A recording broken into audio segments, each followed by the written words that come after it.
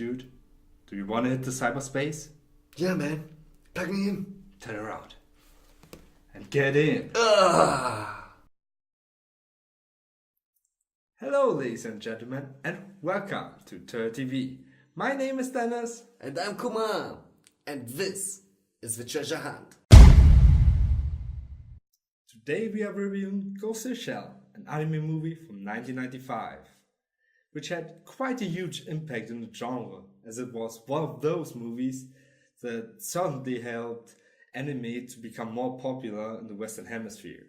So, it's no wonder that there's a live action adaptation of a movie featuring the beautiful Scarlett Johansson coming to theaters, which actually will be released later this very month. The original 1995 movie was directed by Mamoru Oshii and is based on the manga by Masamune Shirow. The setting of the story is in a nearby futuristic world where cybernetic implants become part of everyday life. It goes even so far that even entire bodies can be fabricated.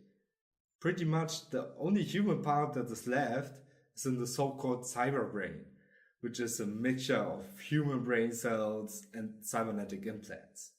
The story follows the hunt of a mysterious hacker called the Puppet Master that hacks into other people's cyber brains and fills it with false memories so they unknowingly help him with his cyber attacks. He gets chased by a secret police force called Section 9 that is led by a Major Kusanagi. With the assistance of her team, she's actually able to track down the suspect, but they get eventually drawn into a political intrigue that tries to cover up the true identity and origin of the Puppet Master. This movie is probably more known for its philosophical themes like, what is self-identity, cybergrization, artificial intelligence, and questions like, what is consciousness? What defines individuality? Can we be aware of what reality really is? Deep shit, man. Yeah, we should think about it. But we actually can see a lot of that through the eyes of Major Kusanagi, as she is the protagonist of the movie and questions her own identity. Additionally, it actually can be said that she questions her humanity itself.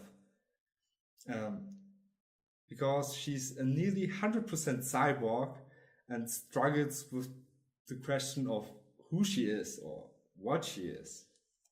Was she a human that became a machine, or a machine that developed consciousness? Figure that out in the next episode. Nah, just kidding. Even though we are never given a clear answer to this question, we can see that the director chose to portray her almost like a puppet, cold and emotionless.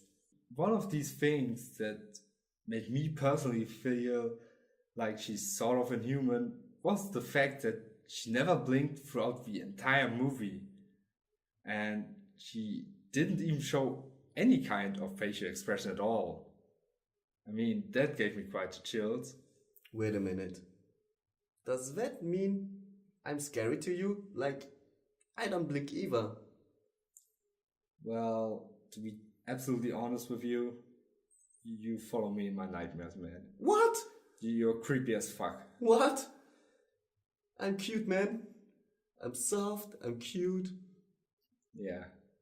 This is called Turtle TV. However, the director probably chose this way to show her to us in order to make it easier for us as the audience. Which is mostly male, or in my case, male turtle. To feel for her as the female protagonist, you know? Yeah, feeling, sure. Since she's feminine, but not truly female, you know what I mean? But hot as hell, damn! That's true. Another thing though is the city where the action actually takes place. Especially, there's one scene right in the middle of the movie where we as viewers get quite a lot of shots of how the city actually looks like. After seeing all these technological advances so far in the movie, we can now see the dirty, poor, deserted parts of the city, which is pretty much of a clash of extremes. Well, the city was actually inspired by Hong Kong, since there are quite some similarities seen there. Another reason why Hong Kong was chosen is eventually because of its own history, since, as unbelievably as it sounds, Hong Kong was still a British colony at the time the movie was released, and 2 years later returned to the communistic China. Hong Kong doesn't share much political or cultural history with neither of them, and therefore has an identity crisis of its own. Well, but let's talk about the visuals of the movie. I mean, to say it quite simply, this movie looks amazing. I mean, even though it's more than 20 years old, it's one of the best animations I've ever seen in my life, and I watch a lot of animation, dude. So, it doesn't come as a surprise that critics and fans alike praised the great visuals, the live-action movie-like design of the scenes, or the rich symbolism that was used through the entire movie, or the realistic animation style. Actually, director Mamoru, she was quite obsessed with the realistic look. So, in order to make the gunfire and the damage it causes, to make it more realistic looking, um, he they actually shot with real guns at all kinds of objects. For example, they shot at computers to see how do they get destroyed. They shoot at cars, so what kind of damage do they take? They shoot at a stone wall just to see how it looks like. Let's not forget about the iconic soundtrack that really stands out. The composer Kenji Kawai chose a wedding song in the ancient language of Yamato and mixed it with a Bulgarian harmony that got some traditional Japanese notes. He actually wanted to take an actual Bulgarian choir to do the singing part as well, but that didn't really work out. The result is a great memorable soundtrack that is truly unique and definitely attached itself to the movie. The movie had a pretty great impact on Hollywood, as big names like James Cameron praised it as the first truly adult animation film to reach a level of literary and visual excellence, and even Steven Spielberg called it one of his favorite stories.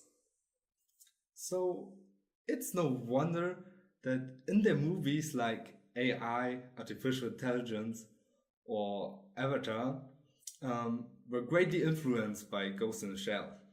But probably the movie that got most publicly influenced by this is The Matrix by Wachowskis. I mean, they were never shy about the fact that Ghost in the Shell influenced that movie. They even as they were pitching The Matrix to their producers, they showed them a DVD of Ghost in the Shell and said, we want to do that for real. So it's no wonder that they borrowed quite a few details, like for example, the digital rain of green numbers that signifies cyberspace, or the way humans plug themselves into the net through holes in the back of their necks, only to name a few.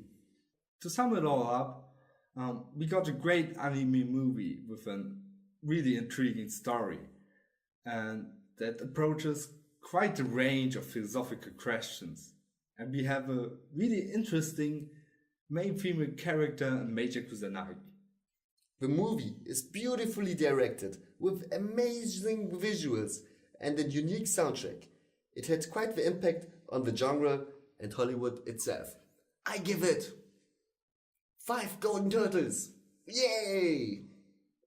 Well, I can just agree with you on that. It's a great movie, and you should go watch it right now.